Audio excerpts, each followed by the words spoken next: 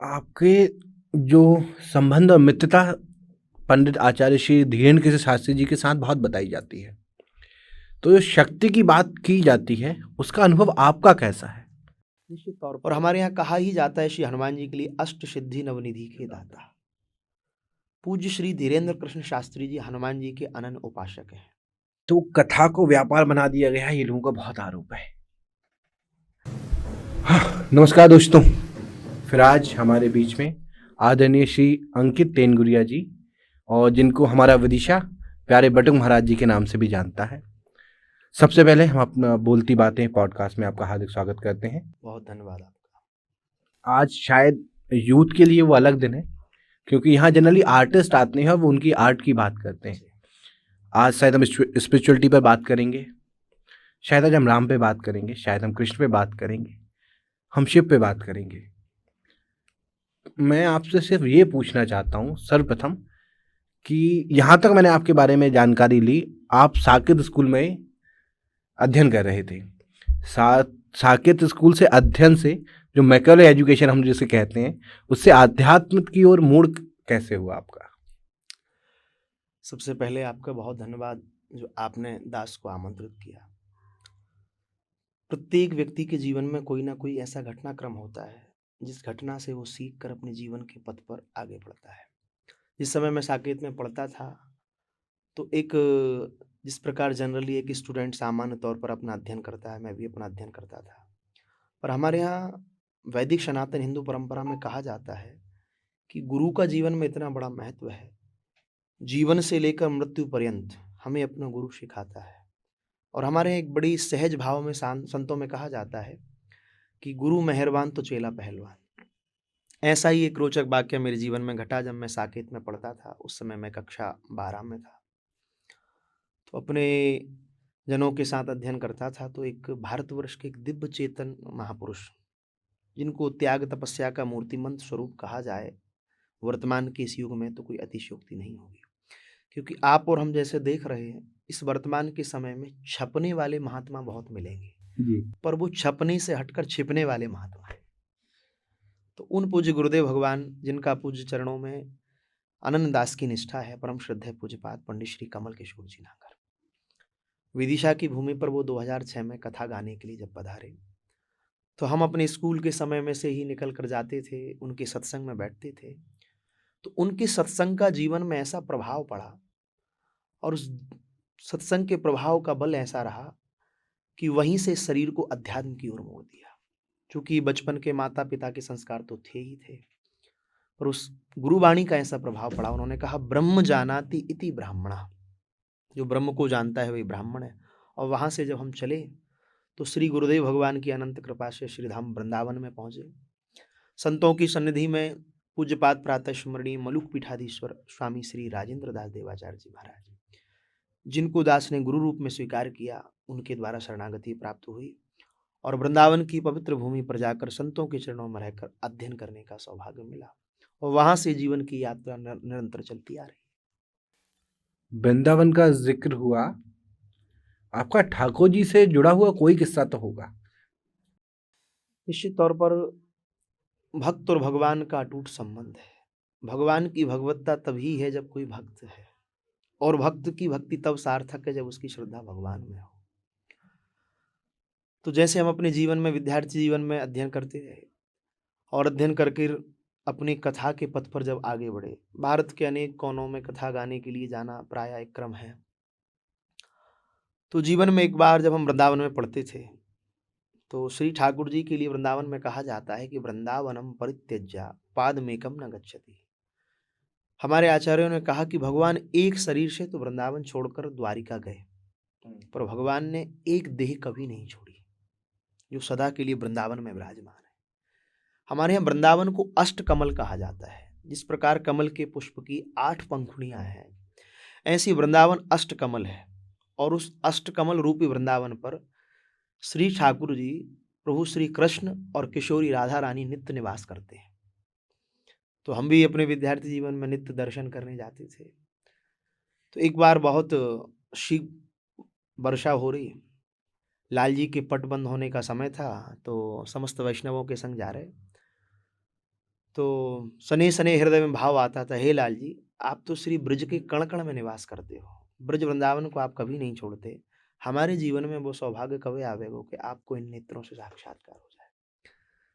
तो एक विचार करते करते जीवन में जब हम ठाकुर जी के दर्शन के लिए बांके बिहारी जा रहे थे, तो एक नन्हा सा बालक आया और हमसे आकर कहता है, बोले शीघ्र चलो, बोले पट बंद होने वाले हैं, बोले आप वंचित रह जाओगे। बोले तो एकदम सहसा लगा कि ये कौन है, ना हम इसको जानते ना पहचानते, पर हृदय में एक भाव जगा और हम दौड़े दौड़े गए। और फिर वही बालक बिल्कुल मंदिर के सामने आया, बोले लाला ने शीघ्र दर्शन कर लो, बोले जल वृष्टि आने वाली है और कोई ऐसा मौसम नहीं। हमने अंदर जाके दर्शन करे, सरकार के दर्शन से नेत्र विरल बह रहे। और बस वही लाला उस क्षण ऐसा लगा जैसे सरकार के दिव्य विग्रह में मुस्कान करके चला गया। और वो छवि जीवन की एक ऐसी छवि रही, वो चित्त में चिपक गई, जिनके लिए कहा जाता है टेढ़ी टांग वारे। और बाहर जाकर देखा तो भयंकर वृष्टि हो रही। तो ये जीवन का एक अनुभव रहा कि भगवान कहते हैं मुझे तो पग पग पर अनुभव किया जाता है, क्योंकि भक्त भक्ति भगवंत गुरु चतुर नाम बपु एक, इनके पद वंदन करें नासय विघ्न अनेक। तो भगवान भक्त के भाव में बने हैं। ऐसे ही जीवन में कई अनुभव रहे और अभी भी होते हैं, और उन अनुभवों के आधार पर भक्ति की पुष्टता दिन ब दिन बढ़ती जा रही है। आपके जो संबंध और मित्रता पंडित आचार्य श्री धीरेन्द्र कृष्ण शास्त्री जी के साथ बहुत बताई जाती है, तो जो शक्ति की बात की जाती है उसका अनुभव आपका कैसा है? निश्चित तौर पर परम श्रद्धेय पूज्यपाद प्रातः स्मरणीय पंडित श्री धीरेन्द्र कृष्ण शास्त्री, जिन्हें वैष्णव जगत में और भारतवर्ष में बागेश्वर धाम सरकार के नाम से जाना जाता है। चूंकि जिस समय पूज्य श्री महाराज श्री को समाज में लोग इतना नहीं जानते थे, इस शरीर पर उनका तब से बड़ा अनुग्रह है। और हमारे यहाँ कहा ही जाता है श्री हनुमान जी के लिए अष्ट सिद्धि नवनिधि के दाता। पूज्य श्री धीरेन्द्र कृष्ण शास्त्री जी हनुमान जी के अनन्य उपासक हैं। और जिस पावन पीढ़ी में आपका जन्म हुआ है, गर्ग वंशीय ब्राह्मण कुल में आपका जन्म हुआ, और कहा जाता है बागेश्वर धाम पीठ जो है ये गृहस्थों की पीठ है, और ये केवल उनके जीवन में घटना घटित नहीं। ये ग्रस्त आप थोड़ा सा इसे इलेबरेट करेंगे? जैसे हमारे यहाँ 4 आश्रम होते हैं। ब्रह्मचर्य, जन्म से लेकर 25 वर्ष की अवस्था तक हमारे यहाँ ब्रह्मचर्य कहा गया है। 25 वर्ष से लेकर 50 वर्ष जब हम अपने गृहस्थ में अथवा जब हम विवाहित हो जाते हैं, तो उस विवाह के काल को 50 वर्ष तक को हमारे यहाँ गृहस्थ आश्रम कहा गया है। 50 वर्ष से लेकर 75 वर्ष की आयु को हमारे यहाँ वानप्रस्थ कहा गया है। और 75 वर्ष से लेकर 100 वर्ष की आयु तक हमारे यहाँ संन्यास कहा गया है। क्योंकि कलयुग में प्रत्येक मनुष्य की आयु शास्त्रों के अनुसार 100 वर्ष कलयुग में निर्धारित करी गई है। हमारे यहाँ 4 युग हुए। सतयुग में प्रत्येक मनुष्य की आयु 1 लाख वर्ष होती थी। फिर दूसरा काल त्रेता आया, तो उसमें से एक शून्य हटा दी 1 लाख से, तो 10,000 वर्ष बची। फिर त्रेता जैसे ही गया तो 10,000 से एक शून्य और हटा दी, तो द्वापर में 1,000 वर्ष की आयु बची। और फिर कलिकाल जैसे ही आया तो कलिकाल में वहाँ 1,000 से एक शून्य और हटा दी, तो 100 वर्ष शेष रह गए। तो ऐसे ही गृहस्थ आश्रम में उनकी पीढ़ी दर पीढ़ी भगवान कृपा करते हुए आए। तो उनके पूर्व में 300 वर्ष पहले एक महापुरुष हुए जिनको कहा जाता है सन्यासी बाबा। उनकी अभी वहाँ जीवंत समाधि श्री बागेश्वर धाम सिद्धपीठ में है।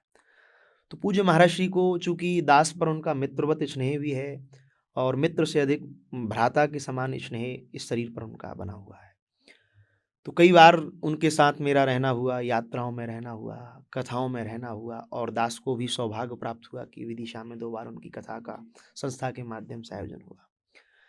तो निश्चित तौर पर कहा जाता है कि जैसे हम एक सामान्य आदमी हैं, और सामान्य व्यक्ति से ऊपर उठकर वो एक भगवत प्राप्त और संतों कृपा प्राप्त व्यक्तित्व उनका है। और निश्चित उनके जीवन में ऐसी अनेक अनुभूतियां दास ने करी हैं जिनको संभवतः मुझे ऐसा लगता है वाणी का विषय नहीं है। जो एक और चीज़ आई बीच में, कई लोगों ने कहा ये माइंड रीडिंग है। देखिए, हमारे यहाँ माइंड रीडिंग और कृपा 2 बातें अलग अलग हैं। माइंड रीडिंग, आप मन में कुछ विचार करेंगे, उस पर मैं अपना चिंतन मनन करूंगा, वहाँ माइंड रीडिंग का तो कोई विषय ही नहीं है। हजारों लाखों लोगों के मध्य में से किसी भी व्यक्ति के विषय में वो भूत भविष्य वर्तमान को कलमबद्ध कर देते हैं।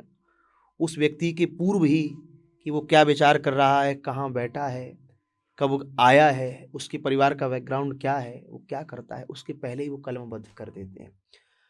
और कलमबद्ध करके पूर्व में ही आपके सामने जब वो पूछता है तो वो उसकी सारी बातों को कह देते हैं। तो इसमें माइंड रीडिंग की तो कोई विषय है ही नहीं हमारे यहाँ, क्योंकि हमारे यहाँ तो कहते नहीं, सिद्ध किसे कहते हैं, जो शुद्ध है वही सिद्ध है। सबसे पहला विषय हमारे यहाँ जो शुद्ध रहता है वही सिद्ध है। और संतों की कृपा क्या होती है, भगवान की कृपा क्या होती है। और जो लोग कहते हैं कि भाई सनातन धर्म क्या है, हिंदू धर्म क्या है, तो ऐसे जीवों के लिए बागेश्वर धाम सिद्धपीठ शरणागति का एक केंद्र है कि वो वहाँ जाकर देखें कि ईश्वरीय शक्ति क्या होती है, भगवत कृपा क्या होती है। वो वहाँ उन्होंने आज वर्तमान की जन जन के हृदय में उन्होंने इस बात को प्रतिष्ठित किया है।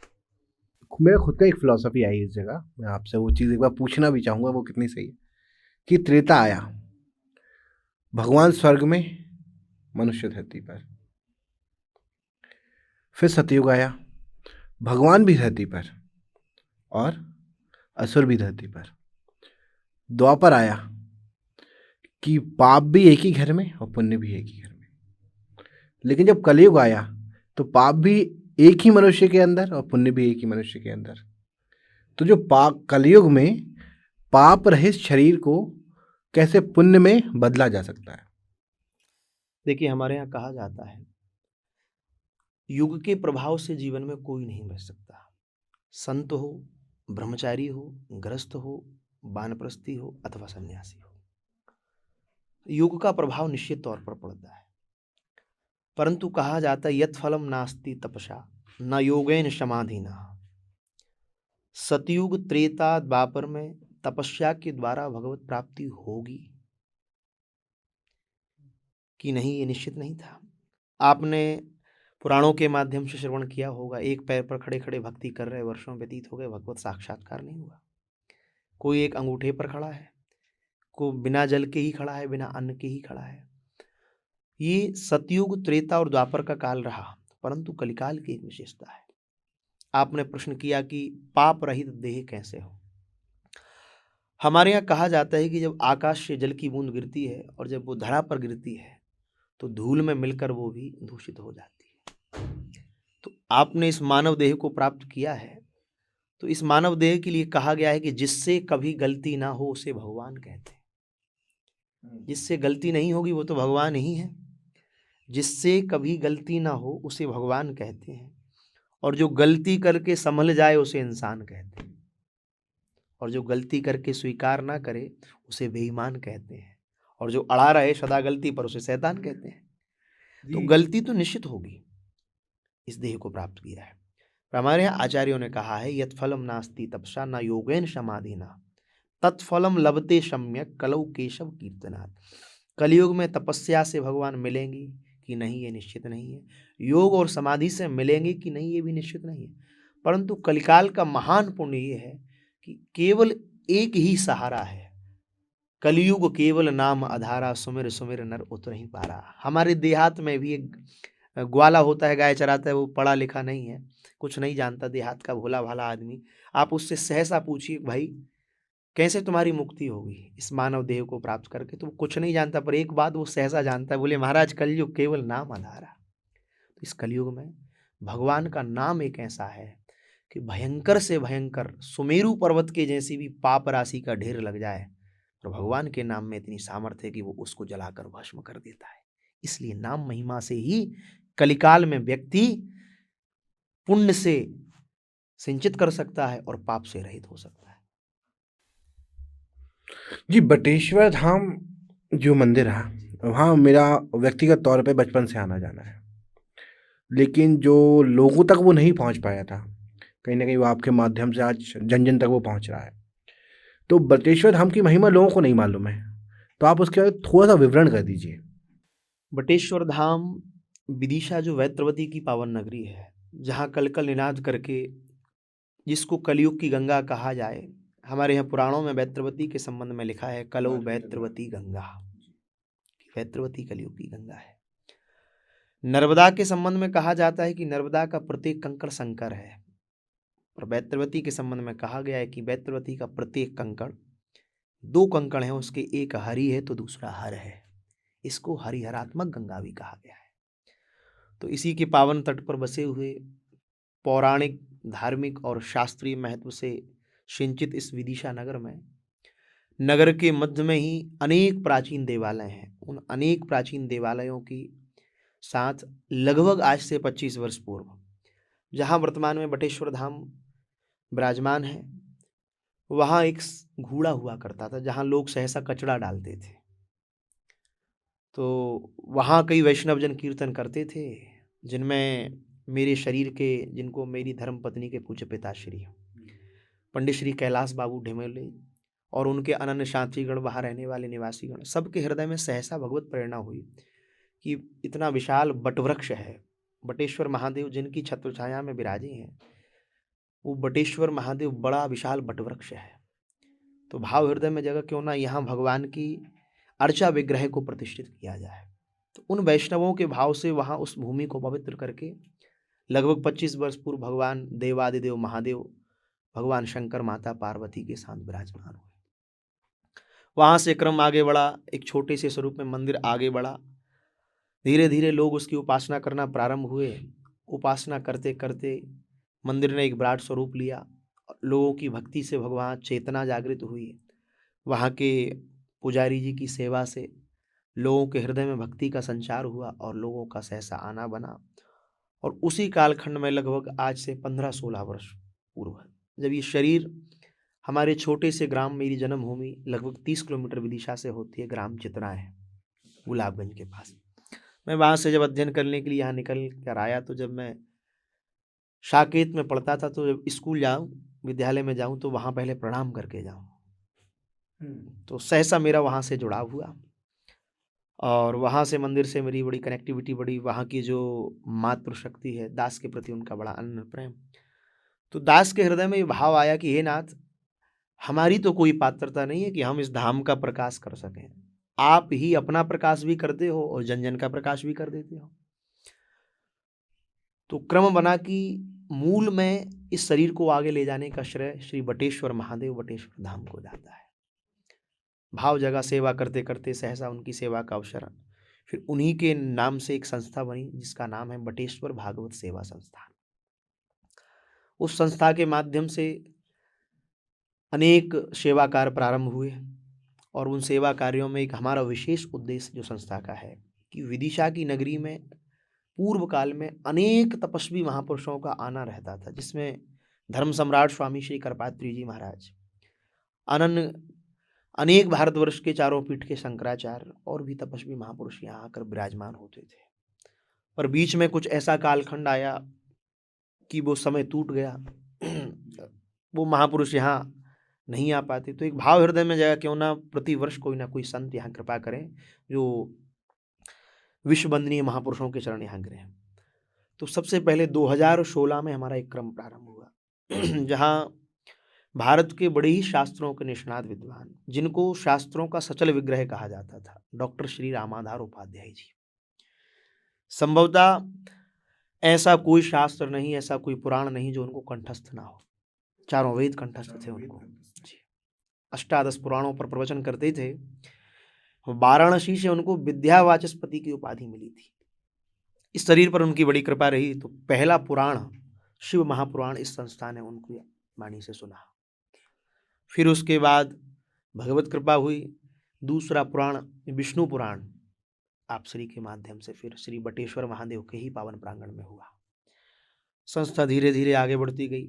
दास की भी तीर्थों में प्रतिवर्ष कथाएं, इसमें सबसे पहले संस्था ने जहाँ श्रीमद् भागवत की सबसे पहली कथा सुखदेव जी ने परीक्षित जी को सुनाई थी, तो 2016 में ही वो कथा सुखतीर्थ में हुई संस्था के द्वारा। तो ये बताते हुए मुझे बहुत खुशी होगी, जितनी भी कथाएं उस बटेश्वर धाम मंदिर में हुई मैं सब में गया हुआ हूँ। और उसके साथ आपकी जो समिति है, इसके अलावा हमारी भी एक समिति है, उसका नाम है बटेश्वर बाल समिति, और जो कि हर शिवरात्रि को प्रसादी वितरण करती है। उस धाम से जो मेरा लगाव और स्नेह है वो करीब 12 वर्ष पुराना है। लगभग 12 वर्ष से मेरा वहाँ हर शिवरात्रि पे जाना है। तो मैं आज सबसे ज़्यादा खुश इसीलिए हूँ क्योंकि मैं उनके बारे में ज़्यादा जान पा रहा हूँ। तो वहाँ से क्रम आगे बढ़ा। फिर दूसरी कथा नैमिषारण्य में हुई, जहाँ सूत जी ने शौनकादिक ऋषियों को कथा सुनाई। फिर तीसरी कथा सनातन धर्म के चारों धामों में से बद्रीनाथ में कथा हुई, जहाँ से लगभग विदिशा से और हमारे कथा के माध्यम से जुड़े हुए लगभग 200 वैष्णव गए। फिर कथा रामेश्वरम में हुई विगत वर्ष, जहाँ लगभग 150 से अधिक वैष्णव जन पहुँचे। अब इस वर्ष एक कथा का क्रम द्वारिका में रहेगा। तो ये तो हमारी कथाएं तीर्थमय संस्था के माध्यम से हुई, पर इन्हीं में पावन उत्सव होते होते फिर 2021 में एक कथा हुई श्री बागेश्वर धाम सरकार की। उस समय बागेश्वर धाम सरकार को लोग समाज में इतना नहीं जानते थे। जो कि आपकी कथा हुई विनायक बैंक्वेट हॉल में। 4 दिन की श्री भक्तमाल जी कथा गाने वो आए, और निश्चित तौर पर उनका जीवन एक संत का जीवन है। साधारण मानव इतना नहीं जी सकता। वो अपने जीवन में लगभग 24 घंटे की दिनचर्या में मुश्किल से 2 से 3 घंटे शयन करते हैं।